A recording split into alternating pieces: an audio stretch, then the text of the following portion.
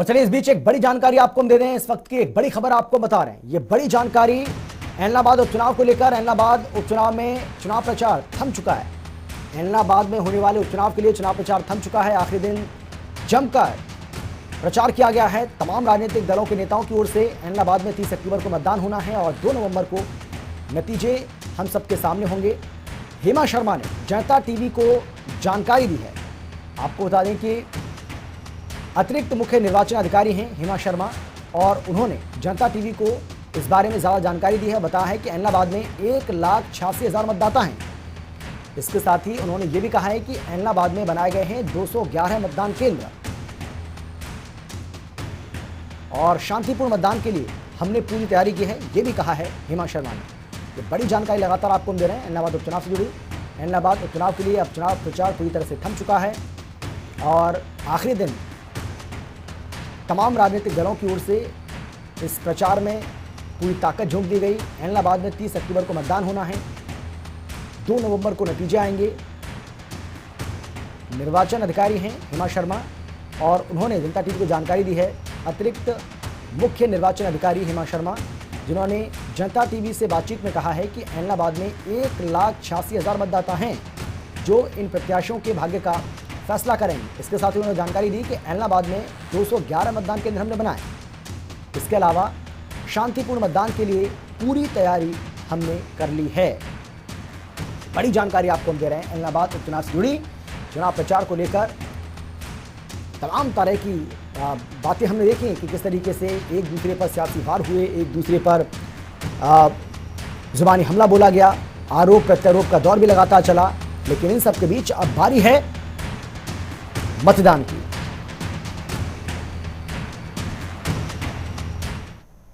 और चलिए अब सीधा रुख करेंगे चंडीगढ़ का, जहां से हमारे संवाददाता पवन सिवर हमारे साथ जुड़ गए ज्यादा जानकारी और बातचीत के लिए।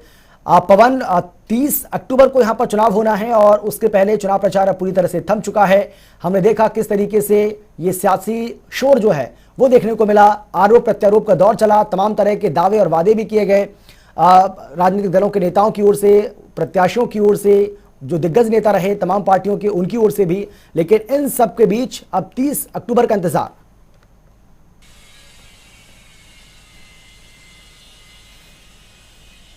बिल्कुल निश्चित तौर पर चुनाव प्रचार ऐलनाबाद उपचुनाव के लिए थम चुका है और राजनीतिक दल जो हैं जिनके उम्मीदवार मैदान में थे, सभी ने अपनी पूरी ताकत चुनाव प्रचार में झोंक दी। खास तौर पर अंतिम जो चरण रहा, यानी आखिरी के जो 3 दिन रहे, उसमें सभी राजनीतिक दलों ने अपनी पूरी ताकत इस चुनाव प्रचार के लिए लगा दी और अब चुनाव प्रचार आज शाम 6 बजे से थम चुका है और अब कोई भी प्रत्याशी आज जो है वो कोई चुनावी जनसभा नहीं कर सकता, ना उनके समर्थन में कोई नेता, पार्टी किस तरह का कोई कार्यक्रम चुनाव प्रचार से संबंधित हो सकेगा। राज्य के जो निर्वाचन अधिकारी हैं उनकी तरफ से और भारत के चुनाव आयोग की तरफ से जो दिशा निर्देश है उसके मुताबिक अब चुनाव प्रचार पूरी तरह से थम गया है। अभी केवल डोर टू डोर कैंपेन जो है वो किया जा सकेगा, कोई भी चुनावी सभा, जनसभा इस तरीके से चुनाव प्रचार नहीं हो सकेगा। 30 अक्टूबर को ऐलनाबाद उपचुनाव के लिए मतदान होगा और सुबह 7 बजे से लेकर शाम को 6 बजे तक मतदान होगा। कोविड की जो गाइडलाइन है उनको फॉलो किया जाएगा। कोविड गाइडलाइन जो है उनको ध्यान में रखा जाएगा मतदान केंद्रों पर। ऐलनाबाद में 1,86,000 मतदाता हैं जो फैसला करेंगे कि इस उपचुनाव में वो किसको जो है वो अपना विधायक चुनते हैं। 2 नवंबर को जब नतीजे आएंगे तो देखना होगा कि हरियाणा में इस बार ऐलनाबाद के उपचुनाव में लोग किसकी दिवाली मनाते हैं। जी बिल्कुल पवन, हम ये भी जानना चाहेंगे क्योंकि बेहद महत्वपूर्ण ये उपचुनाव है। देखिए, सिर्फ एक सीट पर उपचुनाव होना है, लेकिन जो सियासी सरगर्मी देखने को मिली है वो बहुत ज्यादा दिलचस्प है। वो इसलिए क्योंकि ये जो उपचुनाव है वो ऐसे समय में हो रहा है जब 11 महीनों से किसान कृषि कानूनों को लेकर दिल्ली के अलग अलग बॉर्डर्स पर बैठे हुए हैं और ये सत्तारूढ़ दल के लिए, गठबंधन सरकार के लिए भी कहीं ना कहीं एक लिटमस टेस्ट होगा। अभय सिंह चौटाला की जो प्रतिष्ठा है वो भी दांव पर लगी हुई है। इसके साथ ही अगर हम कांग्रेस की बात करें तो कांग्रेस भी चाहेगी कि वो भी फाइट दे, जीत भी हासिल करे।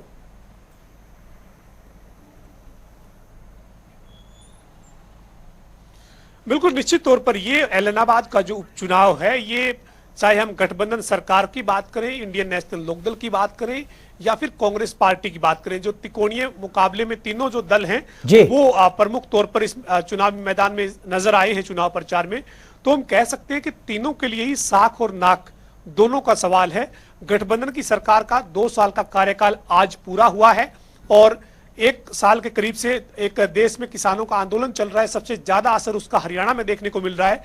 तो ऐसे में गठबंधन सरकार जो लगातार इस आंदोलन के पीछे विपक्ष की राजनीति को हावी बताती है, ऐसे में देखना होगा कि इस किसान आंदोलन का एलनाबाद के उपचुनाव पर कितना असर देखने को मिलता है। दूसरी तरफ अभय सिंह चौटाला, इंडियन नेशनल लोकदल के उम्मीदवार, जिन्होंने किसानों बिल्कुल बिल्कुल पवन, आप इस पर नजर बनाए रखिएगा। अपडेट के साथ एक बार फिर से आपके पास जरूर आएंगे। फिलहाल समय की कमी है। बहुत बहुत धन्यवाद आपका।